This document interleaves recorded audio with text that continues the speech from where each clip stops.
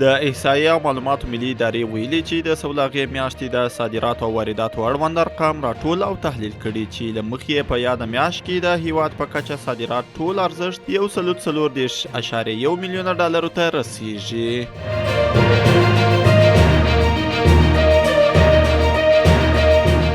د کلیو بیا رغونې او پراختیا وزارت ویلي چې د کابل ولایت په 4 ولسوالیو کې په روغتیايي کلینیکونو کې د 6 میلیونه او 651,000 افغانیو په لګښت د اوبو رسولو 4 شبکې جوړې او ګټې اخیستنې ته وسپارل سوې.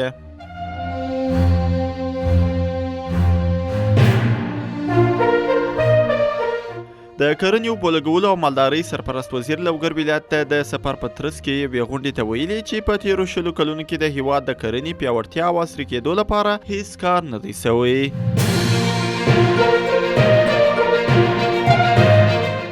د ترانسپورت او هوایي چلند وزارت د هوا پیژندنې ریاست نن او سبا د هیواد په 10 ولایتونو کې د واورې نسبتاً تیز باران او تالنده برېښنا اټکل کړی دی.